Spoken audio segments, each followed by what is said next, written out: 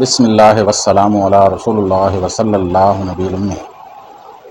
دوستو، آن year homeopathic material medical کے سلسلہ کی آج کی دوائی ایسی دوائی ہے جو منہ کے زخموں کے لیے بہت اعلیٰ مانی جاتی ہے، خاص طور پر مسوڑوں کے لیے، ایسے لوگوں کے لیے جو کہتے ہیں کہ برش کرتے ہوئے خون ضرور آتا ہے، مسوڑے خراب ہو جاتے ہیں، جس کو آپ ماس خورا کہتے ہیں، اس کے لیے بہت اعلیٰ دوائی ہے۔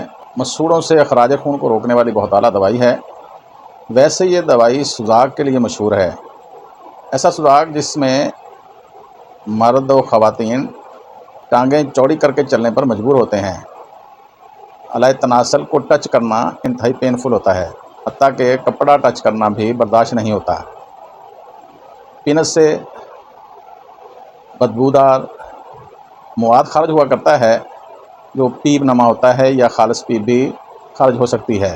اس کا بڑا اسپیسیفک ایک سمٹم ہے کہ مریض کو خود میں سے بدبو آیا کرتی ہے۔ اگر آپ کو دوسرے لوگ بتائیں کہ آپ میں سے بدبو آ رہی ہے تو دوائی سورینم ہوتی ہے، اگر آپ خود کو محسوس کرتے ہیں کہ مجھ میں سے بدبو آ رہی ہے تو پھر یہ دوائی بہت اعلیٰ کام کرتی ہے۔ یہاں یہ دوائی منہ کے زخموں کے لیے بہت اعلیٰ دوائی ہے، خاص طور پر یہاں یہ نائٹرک ایسڈ کے ساتھ مطابقت رکھتی ہے۔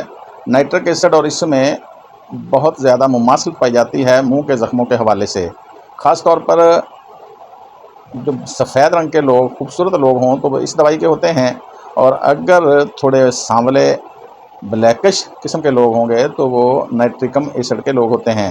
یہاں ہم اس دوائی پر بات کر رہے ہیں جو کہ سوزاک کے لیے یعنی سفلس کی بہت ہی اعلیٰ دوائی ہے۔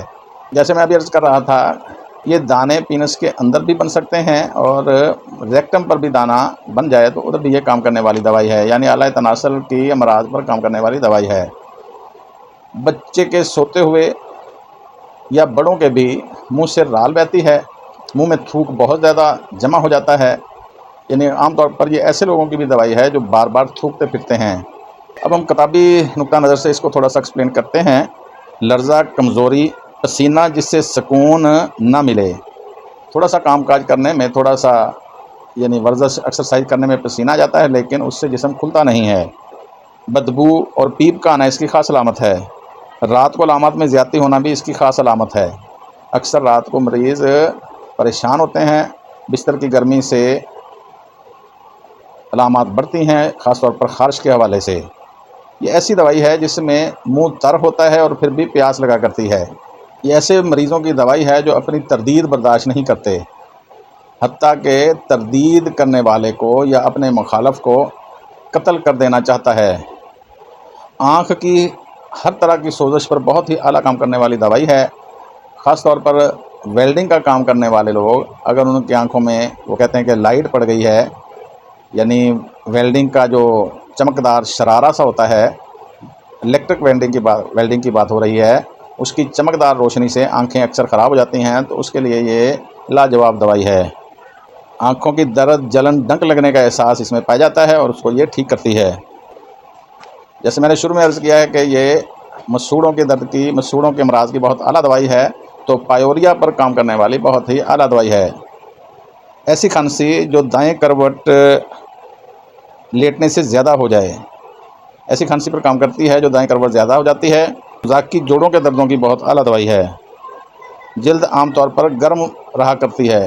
ایک بہت اسپیسیفک سمٹم ہے، میل اکثر آ کر بتاتے ہیں کہ جی میرے، جس کو پنجابی میں تو چڈا کہتے ہیں، یعنی تھائی اور ٹیسٹیز کا علاقہ جو ہے وہ چپچپا رہا کرتا ہے، یعنی ادھر جیسے تیل لگا ہو، جیسے گریس لگی ہو، ایسا احساس رہتا ہے، یا ادھر واقعی ایسا محسوس ہوتا ہے، یعنی پسینہ آتا ہے اور ادھر کچا پن بھی پایا جاتا ہے۔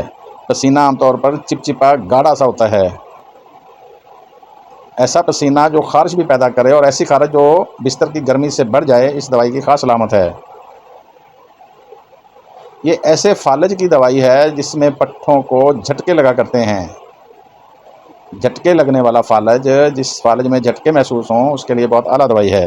بھولنے کی بہت اعلیٰ دوائی ہے۔ نسیان جس کو آپ کہتے ہیں، اس پہ کام کرنے والی بہت ہی بہترین دوائی ہے۔ سر پر دانے نکلتے ہیں، سر پر ایسی پھنسیاں ہوتی ہیں جن پر کھرنڈ آ جاتا ہے، جن پر پپڑی سی جم جاتی ہے، ان ان پھنسیوں اور خارش دار پیپ دار پھنسیوں پر بہت ہی اعلیٰ کام کرتی ہے۔ ایک بڑا عجیب سا سمٹم ہے کہ اگر پاؤں پر پسینہ آ جائے تو سر درد عام طور پر کم ہو جایا کرتا ہے۔ سر میں پانی پڑنے یعنی منجائٹس پر یا سر میں سوزش پر کام کرنے والی دوائی ہے، یعنی منجائٹس پر کام کرنے والی دوائی ہے۔ جیسے میں نے شروع میں عرض کیا تھا کہ مسوڑوں پر کام کرتی ہے، تو ایک اس کا بڑا اسپیسیفک سمٹم ہے کہ مسوڑوں پر نیلی سی لکیر بنی ہوئی ہوتی ہے، یہ اس کی بڑی خاص علامت ہے، یا مسوڑے نیلے نظر آتے ہیں۔ رال بکثرت گرتی ہے اور پیشاب میں جلن بھی اس کا اسپیسیفک سمٹم ہے۔ لکوریا عام طور پر خراشدار ہوتا ہے۔ ایک بہت ہی اعلیٰ سمٹم ہے، یہ پیچھے ایسا فٹیڈا میں بھی میں نے شاید ایکسپلین کیا تھا کہ کنواری لڑکیاں جن کے پستانوں میں دودھ آ جاتا ہے، ایسی کنواری لڑکیاں جن کو حیض کے دوران پستانوں میں دودھ پیدا ہو جاتا ہے جو سیرم سا نکل بھی سکتا ہے، گلے کے امراض کی بہت اعلیٰ دوائی ہے۔ یہی میں تھوڑا سا ایکسپلین کر دوں۔ مرک آیوڈائڈ روبر اور مرک آیوڈائڈ فیلوس گلے کے حوالے سے بہت ہی اعلیٰ ادویات ہیں۔ اگر گلا بائیں طرف سے خراب ہے تو آپ مرک آیوڈائڈ روبر دیں گے، چند ڈوزوں سے ہی، شاید 2 ڈوزوں سے ہی یا 1 ڈوز سے ہی آپ کا گلا ٹھیک ہو جائے گا۔ اسی طرح اگر گلا رائٹ سائڈ سے خراب ہے تو آپ مرک آیوڈائڈ فیلوس دیں گے تو اس سے وہ فوراً ٹھیک ہو جائے گا۔ مرک کے کافی سارے مرکبات ہیں، یہاں ہم صرف مرک سال پر بات کر رہے ہیں، جیسے کہ مرک ٹائنیٹم یا مرک کار۔ یہ عام طور پر مروڑ، خانے میں خون آنا، درد جلن اور پیٹ درد کے لیے استعمال ہونے والی بہت اعلیٰ دوائی ہے۔ جب کوئی دوائی مروڑ پر، خاص طور پر خونی مروڑ لگے ہوئے ہوں، کوئی کام نہ کرے تو مرک کار آپ استعمال کروا سکتے ہیں۔ یہ دو لائنوں کی میں بتا رہا ہوں، جیسے کہ مرک سائنائٹس عام طور پر نمونیا، گردوں کی سوزش، ٹائیفائڈ نما حالات، پھیپھڑوں کے جیسے کہ پھیپھڑوں میں فالج ہو جاتا ہے، ایسے معاملات میں یعنی نزلہ زکام اور جو پھیپھڑوں تک پہنچ گیا ہو اس کے لیے بہت اعلیٰ دوائی ہے۔ مرک ڈلسس جیسے کہ کانوں کے امراض پر بہت اعلیٰ کام کرنے والی دوائی ہوتی ہے۔ مرک ڈلسس اگر کانوں میں کوئی بھی پرابلم ہو، جیسے کہ شور آتا ہے، جیسے کہ پیپ آتی ہے، جیسے کہ درد ہوتا ہے، اس کے لیے بہت ہی اعلیٰ کام کرنے والی دوائی ہوتی ہے۔ اسی طرح میں پہلے بتا رہا تھا مرک آیوڈائڈ فیلوس۔ مرک آیوڈائڈ فیلوس رائٹ سائڈ پر اگر آپ کے گلے میں کوئی بھی پرابلم ہے، ممپس ہیں، باہر یا اندرونی گلا خراب ہے، تو آپ مرک آیوڈائڈ فیلوس سے استفادہ حاصل کر سکتے ہیں۔ اسی طرح اگر لیفٹ سائڈ پر آپ کو گلے کے پرابلم ہے، ممپس ہیں، تھائرائڈ کا کوئی مسئلہ ہے یا ٹانسلیٹس ہے، بائیں طرف کا ہے، تو آپ آیوڈائڈ روبر سے اس مرض کو ختم کر سکتے ہیں۔ تو یہاں میں بات کر رہا تھا مرک سال پر۔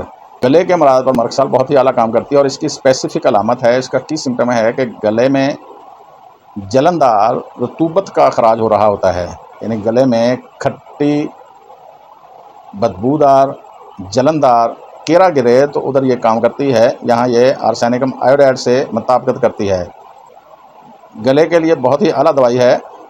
جیسے میں نے ابھی پہلے عرض کیا تھا کہ تھوک بکثرت پیدا ہوتا ہے، نیند میں اتنی رال آتی ہے کہ تکیہ بھیگ جاتا ہے، یہ اکثر بچوں میں دیکھا گیا ہے، تو اس لیے ان کو یہ دوائی ضرور دینی چاہیے، اور یہ سفلس پہ کام کرنے والی بہت اعلیٰ دوائی ہے۔ اگر آپ جو بچے تھوکتے ہیں یا جن میں تھوک زیادہ بنتا ہے تو ایپیکاگ بھی دوائی ہوتی ہے، لیکن یہ دوائی بہت گہری ہے۔ چھینکوں والا نزلہ زکام بھی اس سے ٹھیک ہو جاتا ہے، جو خاص طور پر بہنے والا ہوتا ہے اور جو چرچرا اور جلندار ہوتا ہے، ناک میں خارش پیدا کرنے والا ہوتا ہے۔ ایک بڑا زبردست اس کا سمٹم ہے کہ سیمن میں خون کا اخراج ہوتا ہے۔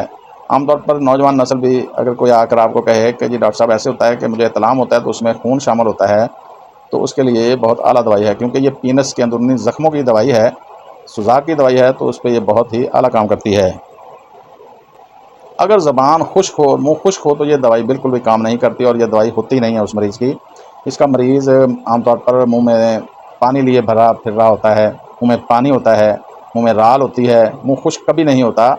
منہ خشک ہونے پہ پیاس ہونا کوئی کمال نہیں ہے۔ اس دوائی کا کمال یہ ہے کہ منہ خشک بھی نہیں ہوتا، منہ میں فلی تراوٹ ہوتی ہے، منہ میں رال ہوتی ہے، تھوک سے بھرا ہوا ہوتا ہے، پھر بھی مریض کہتا ہے کہ مجھے پیاس خوب لگتی ہے۔ یہ اس دوائی کا بہت ہی اعلیٰ سمٹم ہے۔ گلے کی خرابی میں عام طور پر دیکھا گیا ہے کہ آواز بیٹھ جاتی ہے۔